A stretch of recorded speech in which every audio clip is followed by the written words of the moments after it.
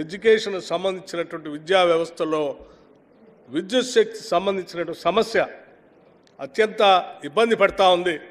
కొన్ని చోట్ల బిల్లులు కట్టలేకపోతున్నాం, డిస్కనెక్ట్ చేస్తూ ఉన్నారు, డ్రింకింగ్ వాటర్ ఉండకుండా పోతూ ఉంది, లేకపోతే రన్నింగ్ వాటర్ లేకుండా పోతూ ఉంది. దీనికి సంబంధించి రాష్ట్ర ప్రభుత్వం నుంచి ఒక విధానపరమైన నిర్ణయం తీసుకోవాలన్నప్పుడు ఈ మంత్రిమండలి అందరూ కూర్చొని ఆలోచన చేసింది. అసలు మన బిడ్డలనే కదా మనం చదివిచ్చేది. ఆ చదివిచ్చే సెంటర్స్లో కరెంటు సంబంధించిన వాళ్ళు బిల్లులు కట్టలేనటువంటి పరిస్థితిలో ఉంటే అది రాష్ట్ర ప్రభుత్వమే భరించి బిల్లులు కడదాం, దానికి కావాల్సిన నిర్ణయం తీసుకుందాం అని చెప్పి ప్రత్యేకంగా నిర్ణయం తీసుకొని ఈరోజు ఇక్కడికి వచ్చేటప్పుడే ఈరోజే ఒక జీవోని కూడా ఇష్యూ చేసి ఇక్కడ విద్యుత్ శాఖ మంత్రిగా జీవోని కూడా ఇష్యూ చేసి తీసుకొని వచ్చాను నేను. దీనికి సంబంధించిన GO government after careful examination have decided to provide free power supply to the government educational institutions in the Telangana state to impart quality education. ఈ రాష్ట్రంలో ఉన్నటువంటి ప్రభుత్వ విద్యా సంస్థలన్నిటికి కూడా అన్ని వ్యవస్థల ఇన్స్టిట్యూషన్స్కి ఈరోజు ఫ్రీగా ఉచితంగా కరెంట్ ఇచ్చేటువంటి కార్యక్రమాన్ని అనౌన్స్ చేశాం.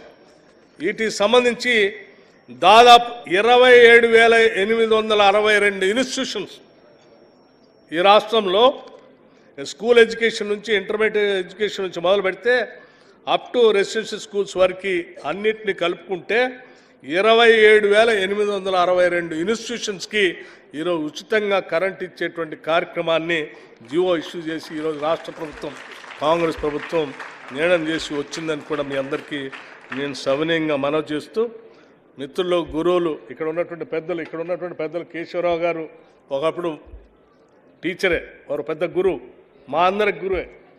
అట్లాగే ప్రొఫెసర్ కోదండరామ్ గారు, నేను స్టూడెంట్గా ఉన్నప్పుడు నిజాం కాలేజీలో వారు నాకు లెక్చరర్ కూడా.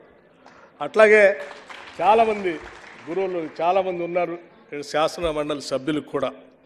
వారికి మీకు మీ అందరికి కూడా రాష్ట్ర ప్రభుత్వం తరఫు నుంచి నా హృదయపూర్వకమైనటువంటి గురు పూజోత్సవ మీ అందరికీ అభినందనలు తెలియజేస్తూ, ధన్యవాదాలు కూడా తెలియజేస్తూ, భవిష్యత్తులో మీ పాత్ర ఈ రాష్ట్ర నిర్మాణానికి పెద్ద ఎత్తున, అది కూడా ప్రోగ్రెసివ్ స్టేట్గా ఈ రాష్ట్ర నిర్మాణానికి పెద్ద ఎత్తున ఉపయోగపడాలని చెప్పి నేను మనస్ఫూర్తిగా కోరుకుంటూ సెలవు తీసుకుంటున్నాను. జై హింద్. నమస్కారం.